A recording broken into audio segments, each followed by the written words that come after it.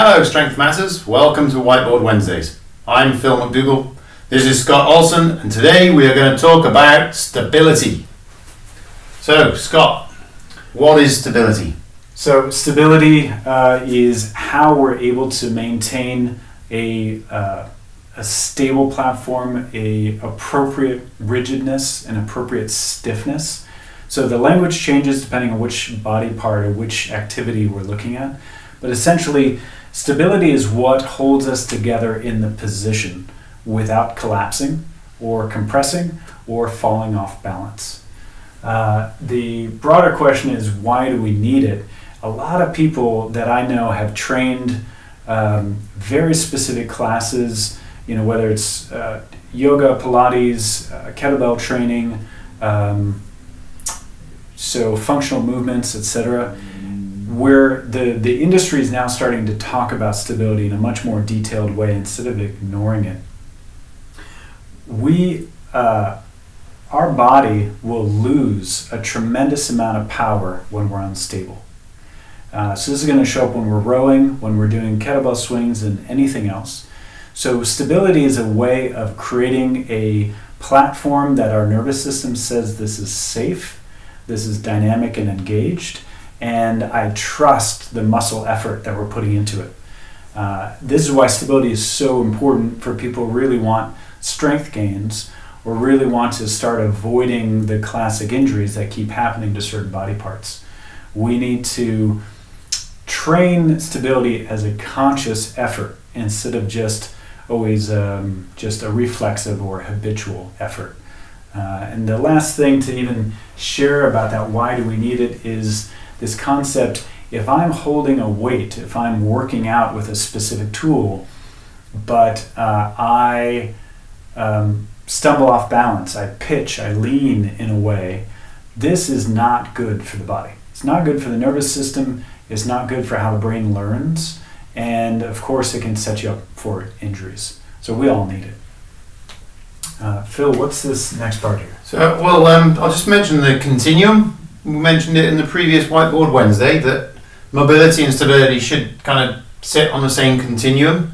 My definition of stability is the control of mobility. So if somebody's super mobile, they need stability to be able to control that range of motion and sit in that sweet spot between mobility and stability. And as Darth Vader says, stability precedes force production, thanks to Dr. Perry Nicholson, who got that quote from Darth Vader.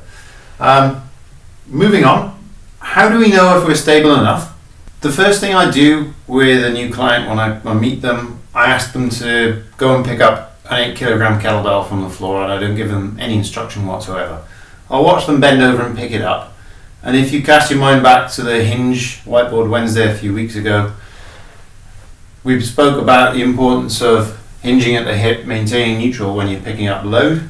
So I'll watch this new person go and pick something reasonably heavy up, but not so heavy that it's going to kill them. And if they've gone into that horrible flexion, then it basically means their brain has forgotten how to stabilize the midsection when they're picking something up with a hand. So that's one way. It's tough to do on your own on a subconscious level, obviously. On a conscious level, I would ask you to balance on one leg and lift up the opposite hip and just see if you can maintain the opposite hip in a neutral balanced position whilst you're bending the supporting knee. And there's a second one, go down onto all fours, so that's hands and knees. Extend one leg, so you push your heel back. When you extend that leg, what I'm looking for is no butt movement, shifting one way or the other. The part that's stabilizing is your torso's remaining stiff and tight, so you don't have to counterbalance by shifting your weight over.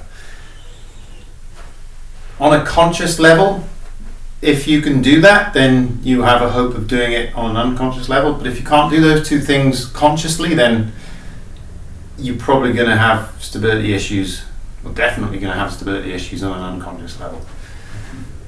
So how would you improve stability? Well, to improve stability, we need to keep practicing movements like that. And one of the best ways is to really start with the torso and with the midsection. We should be able to dynamically stabilize this when we are doing any sort of core work. So when we are doing a dead bug, alternating arm and leg movement, we should be able to maintain a stiff and engaged torso. And that's the same for if we're on all fours and doing the bird dog, or what's called the pointer. Just another example where there should not be extra movement in the pelvis or in the chest, because it should be contained in a really stable unit as we happen to be moving alternate arm and leg. So the next thought process is, because we know that we'll lose power production, that we might start to create some joint injuries if we're not working on stability in our body. Not everyone trains martial arts, I'm aware of that, but this dynamic of, if I'm doing any movement, even if it's a yoga pose, and someone could walk around and just gently nudge me and I'm off balance, then I'm not stable enough. So to apply this logic, so in my training years ago, we would do a push-up and someone would walk around and nudge us or kick us, because it's a really good wake-up call. Oh, I'm a little collapsed, I'm a little empty, I'm unstable in that part of my body. That logic applies as we're doing certain drills is, am I steady enough? Am I stable enough in this position that if someone was trying to push me from behind, you know what? I can find that stability. I'm a little bit more engaged. I think just applying that logic and that thought process really starts to open a lot of doors to increased stability. And in the next episode we're going to do on anti-rotation, there's just a lot of fun opportunities to create exercises that force us slightly off balance or force us to maintain that stability.